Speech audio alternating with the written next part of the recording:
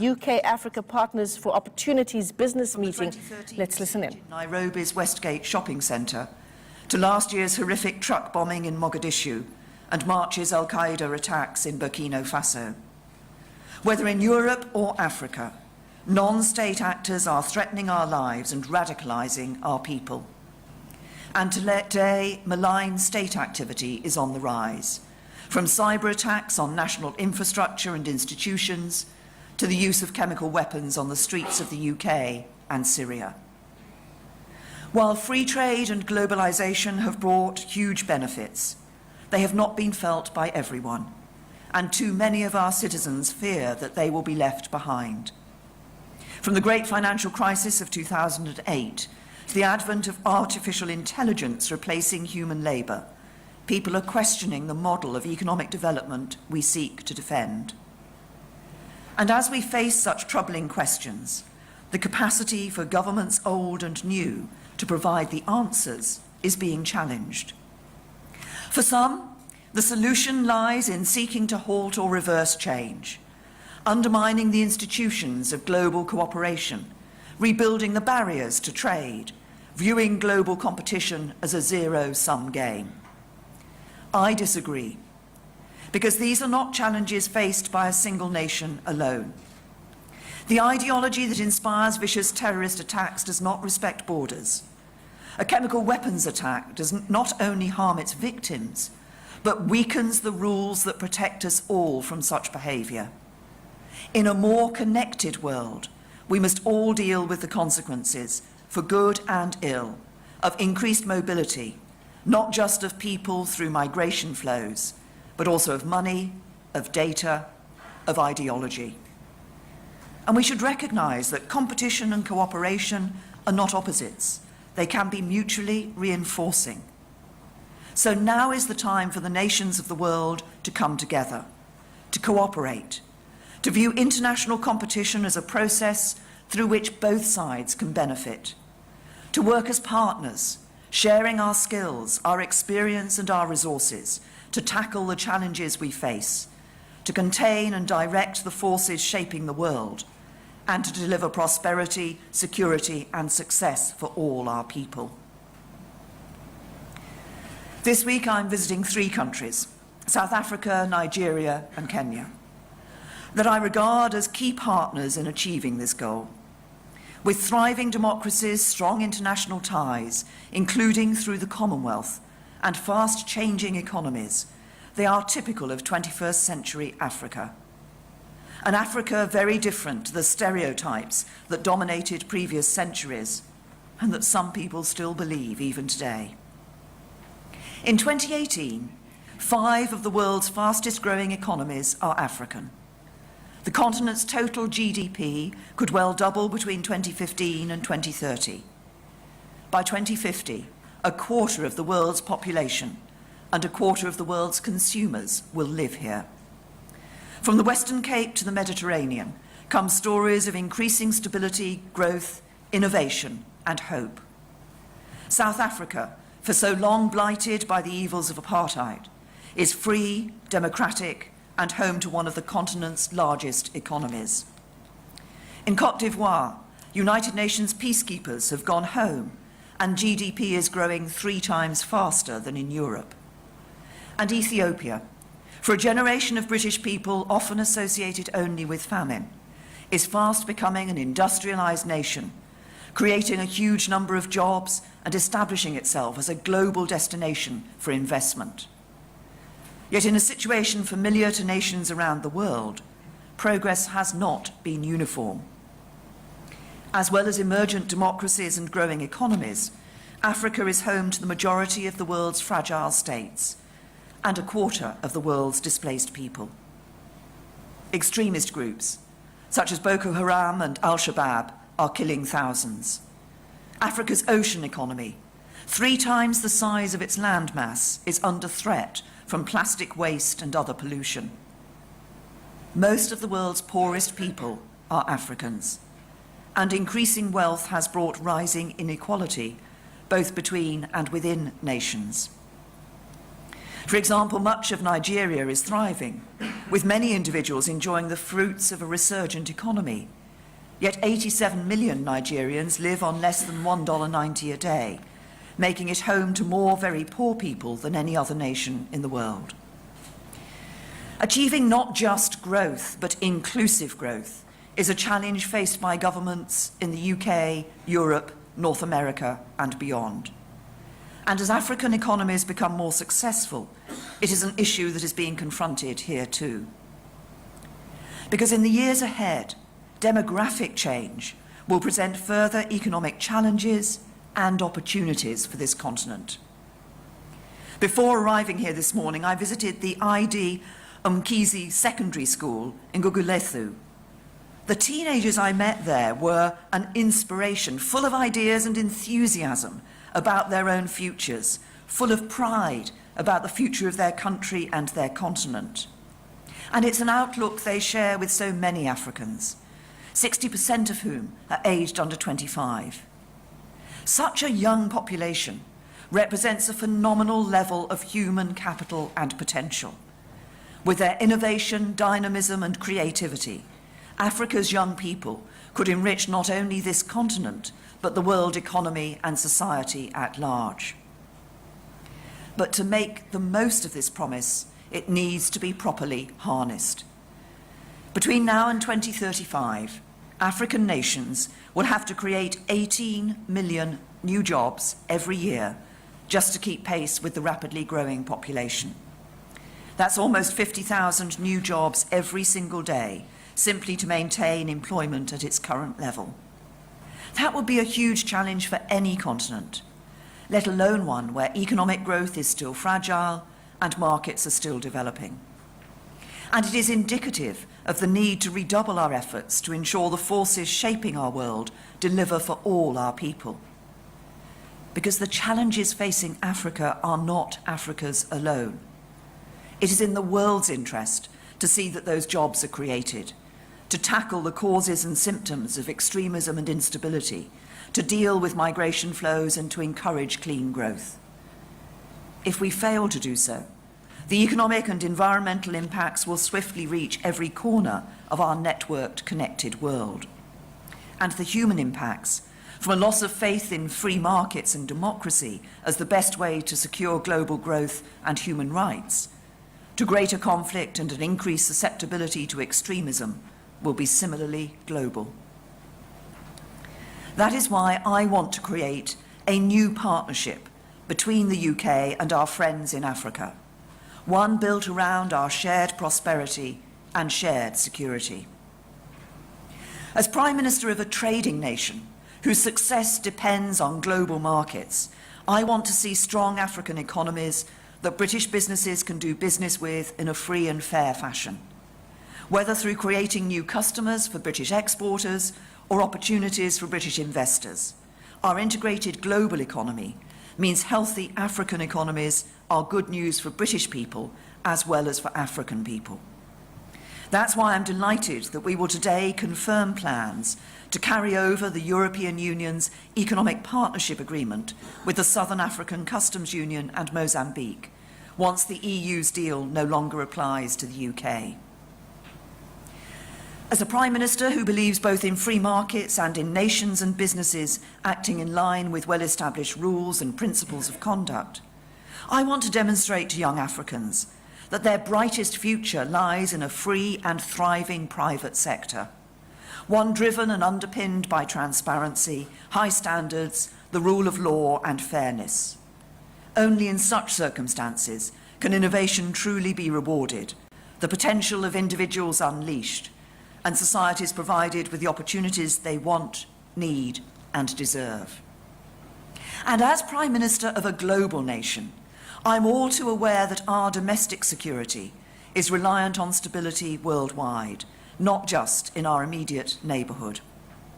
From reducing drivers of illegal migration to denying refuge to terrorists who would strike our shores, in 2018, African and British security are inextricably linked and mutually dependent. That's one of the reasons why I continue to support calls for a permanent African presence on the UN Security Council.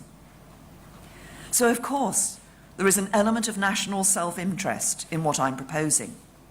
I want to do what's right for my country, just as President Ramaphosa wants what's best for South Africa.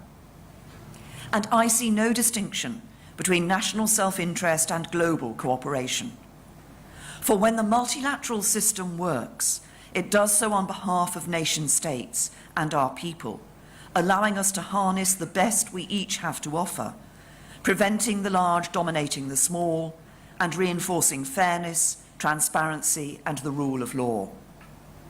It is not about extending geopolitical influence or creating lopsided dependent relationships.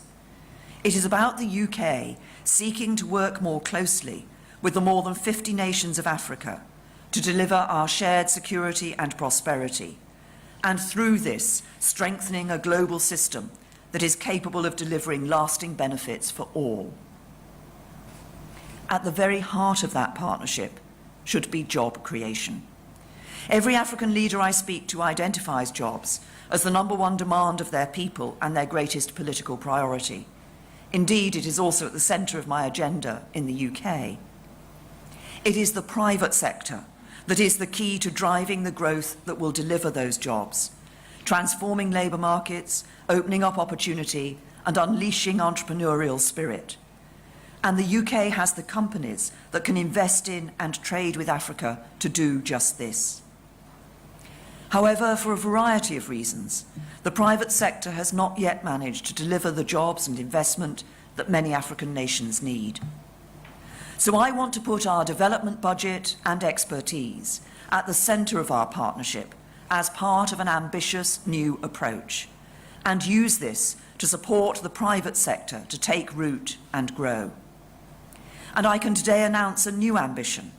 By 2022, I want the UK to be the G7's #1 investor in Africa, with Britain's private sector companies taking the lead in investing the billions that will see African economies growing by trillions. We have the tools to do so. The City of London makes the UK the unrivaled global hub for international investment, with more than £8 trillion of assets under management. We are home to cutting-edge science and technology and world-class defence, diplomacy and development. We are a trusted and trustworthy partner. Our legal system is second to none, including some of the toughest anti-corruption laws in the world. Where our companies fall short, they are held to account, in the courts if necessary. And our commitment to free and open trade under the rules-based order means our international partners know they will be treated fairly. So a driving focus of our development programme will be to ensure that governments in Africa have the environment, knowledge, institutions and support to attract sustainable long-term investments in the future of Africa and Africans. And to help bring those investments about, I can today announce an additional £4 billion programme of UK investment in African economies that will pave the way for at least another £4 billion of private sector financing. This includes, for the first time, an ambition from the UK Government's Development Finance Institution, CDC, to invest £3.5 billion in African nations over the next 4 years. And next year, London will host an Africa Investment Summit, helping investors and African governments forge closer ties with one another. And because markets and economies need people as well as capital, we will also be sharing our expertise, supporting partner countries in developing their business environments and institutions, integrating into global value chains, building ties with investors, and tackling barriers to growth. To do so, we will radically expand the UK government's presence in Africa, opening new missions and bringing in trade experts, investment specialists, and other policy experts. We will continue to invest in the human capital that underpins future prosperity, ensuring that young African men and women have access to the quality education, healthcare and skills they need to fulfil their potential. And we will use our influence and global standing to encourage other developed nations and the global institutions of which we are a leading member to take the same approach. the ability to do this, to bring so much more to the table than just government funding, is what marks out the UK's development programme as so effective. Aid is a crucial part of the equation, but it is accompanied by our ability to leverage huge sums of private sector investment from our capital markets, by our world-class professional services, by our unrivalled expertise in financial services and education, by our investment in science and research, and the experience of some of the world's most innovative companies.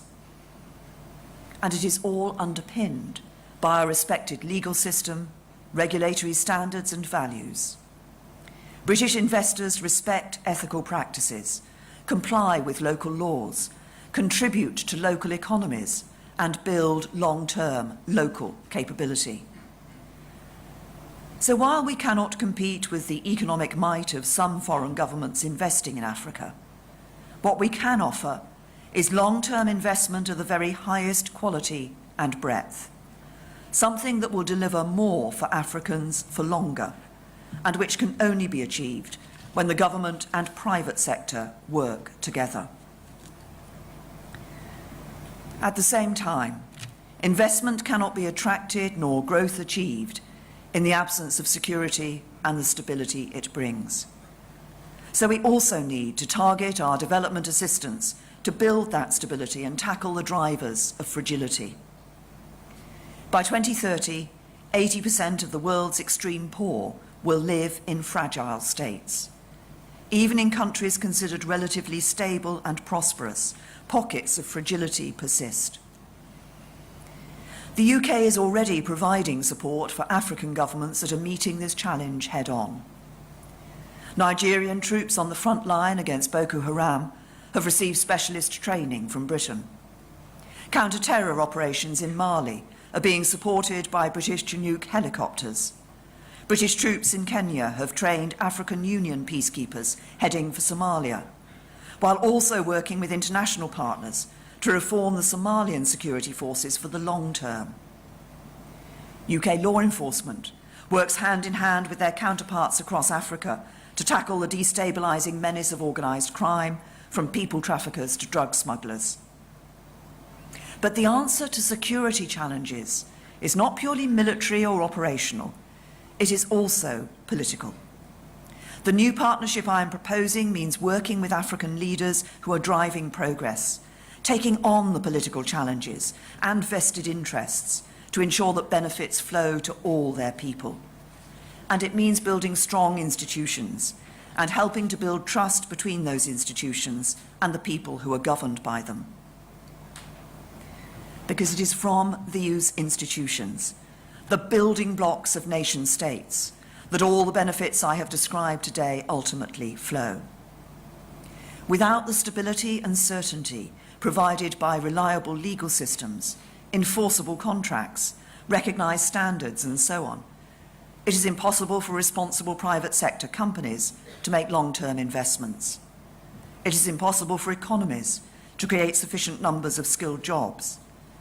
And growth cannot be fair and inclusive if markets, whether domestic or international, are not governed by transparent and effective rules that are actively enforced. This is particularly important in the fight against corruption and dirty money, both of which have the potential to push development off course by undermining the rule of law and diverting money out of the economy. That's why, later this week, the UK will be signing a new agreement to repatriate huge sums of money that have been illegally removed from Kenya, allowing this money to be returned to its rightful owners and invested in the future of their country. And we must also support governments as they work to ensure development is not stalled by other threats. This includes boosting resilience against climate change and tackling demographic challenges by empowering women and girls with access to safe, voluntary, modern family planning, enabling access to education and skills.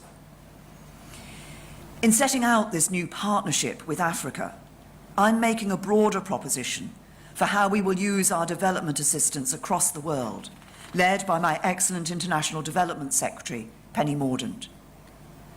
And as we reorient our development programme, I want to be clear. Foreign aid works. Since 2015, UK aid in countries around the world has paid for more than 37 million children to be immunised, saving more than 600,000 lives. We've helped almost 11.5 million young people get an education and given more than 40 million people access to clean water or proper sanitation. As I stand here today, people in the Democratic Republic of Congo are being treated with an Ebola vaccine developed with support from the UK. The UK's role in international development is something of which I'm immensely proud, as I believe the nation as a whole should be. We will remain a global champion for aid spending, humanitarian relief, and international development. We will continue our commitment to spend 0.7% of gross national income on official development assistance, and we will not falter in our work to deliver the Sustainable Development Goals. But I am also unashamed about the need to ensure that our aid programme works for the UK. So today I'm committing that our development spending will not only combat extreme poverty, but at the same time tackle global challenges and support our own national interest.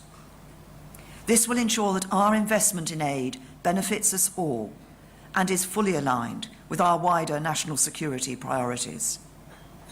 In practice, this will mean helping fast-growing frontier markets like Côte d'Ivoire and Senegal to sustain their development progress and create opportunities for investors, including British companies.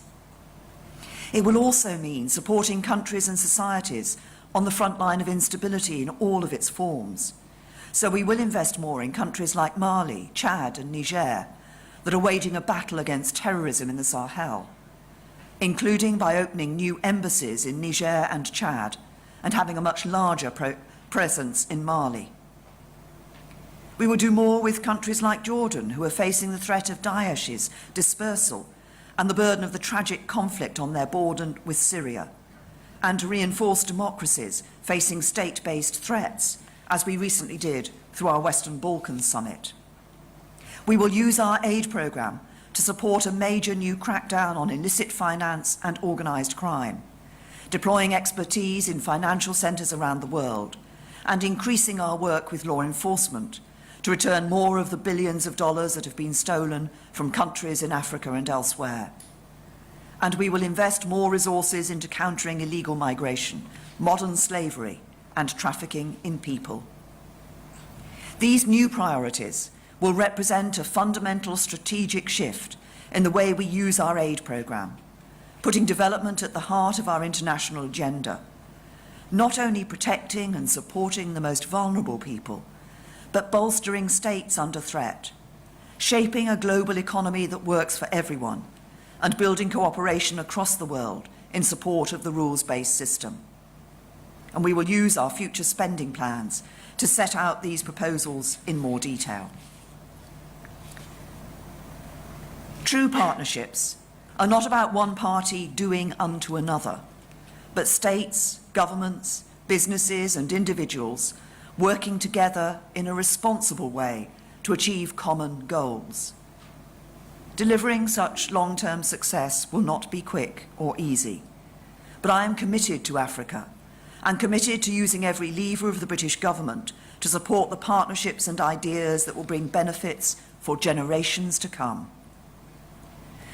When President Mandela addressed the Cape Town crowds in 1994, he spoke not only of the immense challenge facing South Africa, but also of his certainty that the people of this country would rise to meet it. As the world once again faces great uncertainties, I am confident that all our peoples can rise to the moment, that together we will tip the balance of change from challenge to opportunity, and that as friends, partners and equals, we will secure a more prosperous future for all our people. Thank you.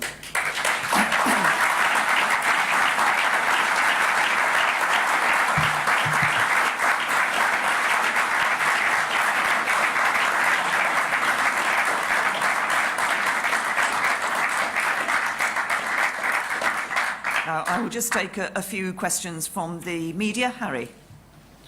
Thank you, Prime Minister. Harry Cole from The Sun. Your announcement of a massive reorientation of British aid spending, is it an admission that the government has previously got vast swathes of spending wrong in this continent and the national interest therefore must have suffered as a result? And if so, what's your message to millions of taxpayers at home who believe that cash could have been spent unashamedly in the national interest in the UK? No, it's not what you suggest. And as I set out in my speech, clearly the money that we have been spending across the world in our aid budget has had a hugely positive impact. We have been helping to lift people out of poverty.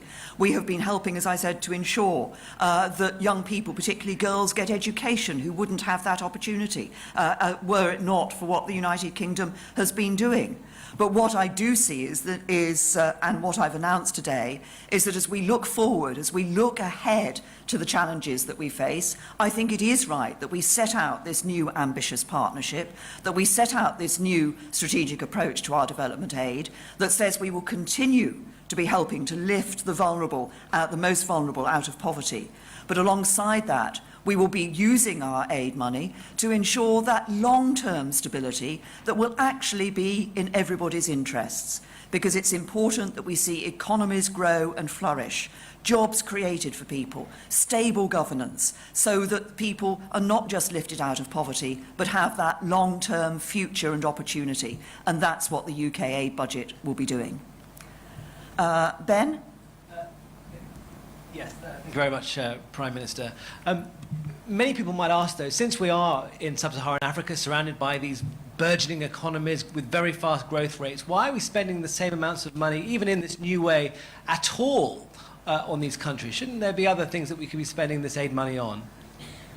Well, I think I've set out in my speech the importance of the aid budget, the importance of the partnership that I'm setting out for the United Kingdom with Africa in the future. It is in all our interests, as we look across this great continent of Africa, it is in all our interests that we help African economies not just to grow, but be able to show the benefits of that growth to all of their people, and that growth to be sustainable. That we see that private sector investment, which means that these are long-term opportunities for people, because that will create the opportunities that will ensure that we can also deal with some of the great challenges which we're facing in the UK and Europe and around the rest of the world. Challenges such as the questions of migration, extremism, and so forth. That's what I've set out in the speech. Dan, from The Guardian. Yeah.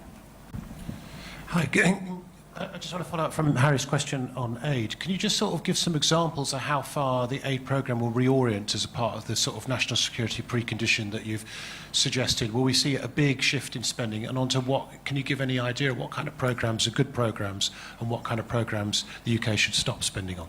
Well, first of all, as I'm talking about, it's a new strategic approach to development. As I said in the speech, we'll be setting out the more detailed spending plans in due course. But we will be looking, as I say, not just to be saying what can we do to help the most vulnerable people across the world and to help lifting people out of poverty, but how can we ensure that there is a longer-term element to that by working with governments and others to ensure good government stability in those fragile states where otherwise we would see instability continuing, and being able, alongside that, to encourage private sector investment, because it is through private sector investment that we will see economies not just growing but able to maintain and sustain that growth into the future and create those jobs for the future. I was hugely inspired at the school I was at this morning. I spoke to a group of pupils and was asking them their aspirations, and one of the young girls there said, "I want to be a businesswoman. I want to create a business because I want to create jobs for people here in South Africa." I think that was a great aspiration for that young woman to have. Michael. Michael Crick from Channel 4 News. You say you're committed to Africa, but haven't you come very late to the party? I mean, this is the first trip that could be described as a tour by a British Prime Minister for 7 years. President Macron has been 9 times and visited 11 countries. Your last Africa minister was only in the job for less than 7 months. haven't you and your government and the previous government rather neglected Africa, and you're now desperately trying to catch up? No, Michael, and I think you can just look at the number of visits that the former Foreign Secretary made just last year to Africa as an example of that. We have been working with African nations, with African governments in the past. What I'm talking about today is a new partnership for the future, recognising the challenges that we both face. Now, I'll take a couple of local. SABC? We have SABC? Yes. Thank you, Prime Minister. My name is Bulelani from SABC. I just want to get your understanding of a proposed policy on land expropriation without compensation. We had a tweet last week by the US President who views it as land grabs. I just want to get the UK's perspective. How do you view this proposed policy? Thanks. Yeah, well, the UK has, for some time now, supported land reform that is legal, that is transparent, that is generated through a democratic process. It's an issue that I raised and discussed with President Ramaphosa when he was in London earlier this year. I'll be talking to him about it later today. But I welcome the comments that he has already made about us approaching land reform, bearing in mind the economic and social consequences. And I think he's made a reference to no smash and grab land reform. And Business Day? I think I was going to ask the same question, so I'm covered. But basically, I was going to ask in terms of SA's ability to unlock further investment from the UK, could that be compromised by this policy of expropriation without compensation? Because it's an issue of property rights that we're dealing with here. Well, as I say, I welcome the comments that President Ramaphosa has already made about the approach to land reform, bearing in mind the economic and social aspects of it.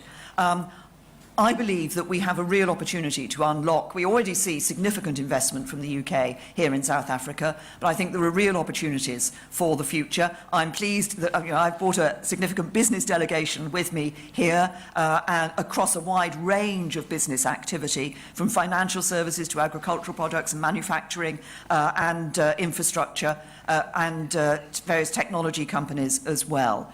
And obviously, as I said in my speech, as we look across the whole of Africa, as people are looking to invest, they want to ensure that their countries have that sort of stable aspects that investors are always looking for. That's why part of, as we're looking across Africa, one of the issues that our new development aid will be approach we'll be looking at is how we can help to ensure those in those states which are fragile states where that doesn't exist at the moment. We've already seen the benefits of the growth in the economy, the stability here in South Africa, in the investment we've seen from the UK. I think there are huge opportunities for us to work together, both the UK and South Africa, to increase that investment in the future to the mutual benefit both of South Africans and of the United Kingdom. Thank you.